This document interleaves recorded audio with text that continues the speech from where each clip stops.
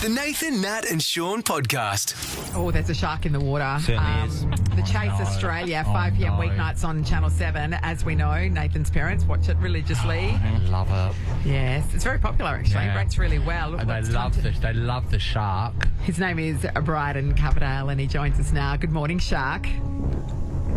Good morning. Good to be with you all, and thank you to Nathan's parents for keeping us going. Boosting the ratings in Perth. Shark, I would say they'd take you as a third in the bedroom. If you're interested. We know you're coming for telethon. I think the line just broke up there. Yeah. I couldn't quite hear that. We'll just move on. Natalie, the sentence, I know you're coming for telethon, is not really exactly. what we're looking So for. what we can do is we can set you up with Marlene and Brian and see what happens, Just see if the sparks fly. Hey, I want to know, right? So I know that my mum and dad think you're absolutely amazing, right? As they love all of your cast members, they do. And when I'm around there, we watch it religiously and we play the game. And Dad, we try and practice the, we try and jump in with the answers. Yes. Okay. And Dad answers after the answers are given. And still doesn't get them right? No, then says that he got it. Oh, right. Yes. But I want to know, what are the groupies like from the Chase? Is there anyone under the age of 60? Yeah. What are we talking here? What's the quality? Yes, look, there is, but they tend to also be, say, under the age of, maybe 12. So, and it's either end of the age and the spectrum. older demographic, absolutely love it. But look, I think part of that is just the fact that it's on 5 o'clock. Yes, it's under the polite time of dinner. Yeah, exactly. Yeah, you just finished at Sizzler, you're on your way home. Sizzler. What a great place, what a great memory. Hey, Shark, tell us about your journalistic days covering cricket. I was really interested to see this. Why did you bring cricket into this?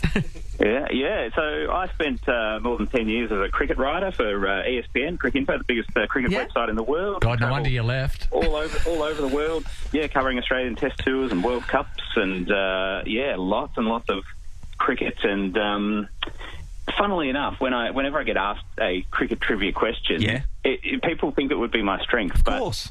Are you I've saying seen it so isn't? much of it. Well, because I've seen so much of it, it all kind of just blurs into one. I just kind of go, oh my God, which country was that? Where was I when that happened? Yes. It's almost harder in a way to pinpoint when things happened. Do you still watch it, like recreationally, or is it like a traumatic thing? No, I love it. Really? Yeah, no, I love watching it, particularly the Test cricket. I love it. Love the Test summer. You're a this purist. will be a cracking one. With exactly. With India coming out. I love Pat Cummins. He's what he's doing with the Australian team. He's a ripper bloke. So really still follow the Australian team pretty well during the Test summer. Yeah. I've got a question about your performances during the Chase. I'm wondering, right? Yeah. Do you guys crap your pants before each thing? Because honestly, if you go for say you get beaten quite a lot, I'm guessing your job's on the line. Or do you feel like your job's on the line? Like, what, do you get nervous? Look, I mean, we do still get nervous, but it's more like the nerves that an athlete probably feels when they're in the moment of a big match or something. It's not so much, oh my God, am I going to embarrass myself? It's just that adrenaline kind of nerves, of going, this is a really good challenging score. I'm up for this, but I've got to be on my game. That's that sort of thing. And I mean, we also know that teams need to win the games, otherwise nobody watches. So if they beat us and they've done well, good luck to them. Do you ever throw a question? They've won a big pot of money. Just throw one if they're really nice people or they really need the money or something. Do you ever Don't need to, because I get enough wrong anyway. So I'm certainly not going to be doing that. But I'm always happy for the teams that win, while sometimes also just kicking myself and going, oh my God, why couldn't I remember the capital of Kazakhstan or whatever it was? I mean, who would know that? It's a starter, obviously. While we're talking about this, I just want to know quickly as well, training. Do you train? Because think about... study, for example? Yeah, think about TikTok trends and stuff. That all comes... And that could be a question. Do you have to be across all that? And if so, do you spend time throughout the week going, okay, I'm going to study this subject, that subject, or do you just absorb it all? Look, I did a lot at the start when we first started 9 years ago, because I really needed to make sure I was up to speed. But these days, there's a couple of things. Like, I write over 100 questions every week for newspapers, so that is my study, really. So I'm constantly keeping up with everything like that. But what you really have got to keep up with is, like this year's sporting winners, this year's Oscar winners, all that stuff that changes every year, so that I don't accidentally remember last year's ones when I'm getting asked about this year's ones.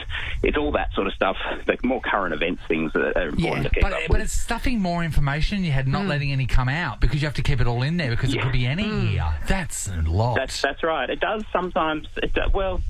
You do sort of work out, though, a little bit in quizzes that they'll tend to ask things that are more current. So you're probably unlikely to get a random question of who won Wimbledon in 2016.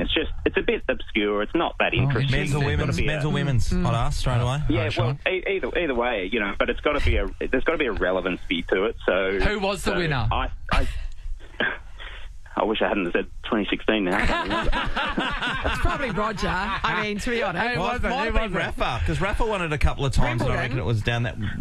Come on, Shark. It was probably Djokovic, almost certainly Djokovic. Okay, go Djokovic. All right, we'll get Nelly to fact check here. Hey, Shark, you started off by winning a lot of money on quiz shows. Did you get to apply for this job as the Shark, or did they just come for you? Andy Murray. Andy Murray. Natalie, we won. Hit resurfacing there, Shark. And Serena. Look, I had just the year before the chase started, I'd done pretty well on $1 Million Minute, which was the quiz show that was on the same time slot on $307,000 reportedly. Yeah, that's good work. Yeah. Jesus. That's right. So I assume that I was sort of fresh in mind from that. I've never actually kind of found out for sure whether it was just that they came to me via that, because I did also actually apply to be a contestant on the chase when I first heard it was happening, and I put a little note on my application saying, "Hey, by the way, I've done this, and this. Yeah, if you're looking for a chaser, I'd love to do it. I know the show inside out." Yeah. So I don't actually know which of those avenues kind of got me the audition, but one way or another, it came together. Oh, that's insane. This is so that money that you won. How much was it? 307,000. Yeah. What did you spend that on? Did you buy something fun? Look, it's pretty boring. I paid off the mortgage. But that's not boring. About 10 years earlier, though, I'd won $32,000 on Who Wants to Be a Millionaire. Yes. I did do something fun with that. I went on a cruise in the West Indies for the 2007 Cricket World Cup with my best mate. Well done. So, well done. That was the big spend. A cricket cruise. Fun trip. Yeah. I'd imagine what they were doing over the West Indies. Yeah, exactly. Hey, we had Merv Hughes leading the cruise. So my God! It was the Merv Hughes cruise. We better talk about the Mega Money Spinner, because apparently that's starting Monday the 23rd of September, and obviously we don't know what that is. Tell us all about it. Okay, so basically at the end of the rounds of the chase, when they come together to play the final, the team, if they get to the 10th step, they activate the money spinner. Yeah. If they get to the 15th step, they activate the mega money spinner. What that basically means is that there's a button they push to sort of spin up an extra amount to add to their cash pot. Okay, so they can make more money if they win. Yeah, they can add more money. So could be 50,000, could be 100,000 is the top prize. But there's a whole range. There's 70,000. There's $3.50. I think 2,000 is the lowest. Okay, so you feel a bit unlucky if you spin that up. But it has definitely sort of added a different element to the show, where you think you know what they're playing for, and then all of a sudden you go, oh, they just spun up $60,000 more. This is interesting. Yeah, a bit more pressure on the line. More pressure on us. A lot more to play for. They've still got to win it, of course, but I can assure you plenty of teams have done. So, all right. We're looking forward to you getting to Perth for telethon. For that menage a trois with Brian and Marlene. Yeah, that'd be good. We'll make sure that we drop off the. It's fine. They love you. The hotel card key. And everybody, check out the Chase Australia. I'm looking forward to telethon. Telethon's always great. It is always a ripping weekend, for sure. 5 o'clock weeknights on Channel 7, of course. This is the Nathan, Nat and Shaun podcast. The VMAs kicked off yesterday. Oh, yeah. They And were finished great. yesterday. They were great. They were really, really good. I been thought fun. Katy Perry's performance was amazing. Sabrina Carpenter, me and Sam were just having an in-depth gay conversation about how she's brought pure pop back. Oh, And, pure and pop. that's what That's the world true. needed, isn't it, Sam? More pure pop. We're gagging for it. Yeah, that's true. Yes, Queen. But the other thing that was really interesting about last night was just Chappel Roan. I'm in love with her. I think she's fantastic because I don't think She's different. I don't think she wants to be famous because She just wants to get her art out there, basically. anything about fame just does her head in. She had an argument Yes. with one of the photographers. The photographer told her to shut the F up. So then she turns around and she has a go back at him. This is her pointing at him. Why would he say that? What do you- Because they try and get your attention. So they say, the paparazzi and even these pressing, okay. they say stuff to get you to look at them, and they try, some of them try to get a rise out of you. Right. Yeah. So she was asked afterwards about why she had a go at the photographer on the red carpet, and she had this to say. This is quite overwhelming and quite scary. I think for someone who gets a lot of anxiety around people yelling at you, the carpet is horrifying. And I yelled back. I yelled back. You don't get to yell at me like that. Fair enough.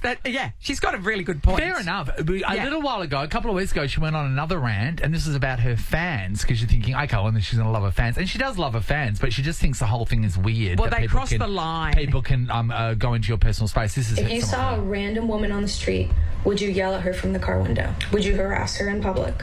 Would you go up to a random lady and say, "Can I get a photo with you?" And she's like, "No." And then you get mad at this random lady? Would you be offended if she says no to your time because she has her own time? Would you stalk her family? Would you follow her around? Would you try to dissect her life and bully her online? This is a lady you don't know, and she doesn't know you at all. Would you assume that she's a good person, assume she's a bad person? Would you assume everything you read about her online is true? I'm a random, you're a random bitch. Just think about that for a second, okay? It's deep, man. It's Yeah, the deep. price of fame is really Yeah, changing. but there's She a finishes There's this. a price. We didn't get to it. She finishes this by just saying it's just weird. Yeah. This is weird. And when you I think break a it lot down of like it's- that, it is like that. Yeah, you know. a lot of it's weird, particularly those things where people Yes. are crossing the line. But when you're in the public eye, to her extent, then it's just acceptability. If you're taking a do photo with we someone, you need should to be. accept it anymore? Like, think about who was the tennis player. Naomi Osaka. Naomi Osaka has decided that it causes her mental stress, and she takes herself out of the post-game interviews. Like that is that. Can you create a new normal? Can she create a new normal for celebrity where she goes, no, I'm putting my art out there, but you enjoy it or don't step enjoy it, off. that's up to you, but you don't get to intrude on my life. It's an interesting way the world could go. If you continue to do that, you're only going to be reflected on poorly, aren't We you? don't I know. think, we don't know. And This it is may where be, everything could be changing. It may hit her in the hip pocket because, an artist that's out there for their fans, as the fans perceive it, is obviously going to sell more concert tickets, obviously going to sell more music, but maybe she doesn't care about that. Maybe she's happy with where she's at. She's not striving to be wants to be the most popular person in the world. Maybe she doesn't want legions of Swiftie fans following her. Maybe she just wants to do her thing. Why does she have to buy into the fame thing? No, I totally get. There's so much of it that imagine being under that stress. You wouldn't want to be a part and of it. especially if you There's do parts suffer of it from though, Nat, anxiety. like let's say she was walking down the street Benefits. and someone said, a young girl said, "Can I get a photo with you?" I mean, that makes someone else's day. I know, That's not too hard. but if you are not somebody that deals with that well, why do you have to give into it? That's what I just love about her. She brings these topics up. Yeah, that's right. I love it. I think she's fantastic. Anyway, she got Best New Artist at the VMAs. Woo! It's the Nathan, Nat and Shaun podcast. Angry times. So David doesn't think that we deserve burritos on our last day. No, Before we go on holidays? No, it's I not our didn't last say day that. ever, You did. everyone. that's not what I Is said. it our last day You ever? said Ross doesn't no. Ross never deserves it. Why didn't we get breakfast burritos to celebrate our last day before going on a break for a week? Because you get hot burritos on your first day back. So why That's can't what we always do? So why can't we have burritos today and the first day back? I have a question. So our first day back is the Tuesday after the long weekend, right? Yes, Sean's yes. not going to be here, so that means we're having burritos That's on the on first Sean. Tuesday back, and then Sean's first day back. You never No, fight no, for me, no, David. no. You never fight for me. Is this about budget? Is it? It's about budget. Is it? No, Are you thinking I that mean, because I actually Harry's have away the then money, too, but I so- just don't. You have the money. He's Scottish. He's Scottish. Oh, that's He's got right. money, He's don't think burying he's it in the reserved. backyard. He's got the money. Put it away for later. Nathan, Nat, and Sean is a Nova podcast. For more great comedy shows like this, head to novapodcasts.com.au. Nova.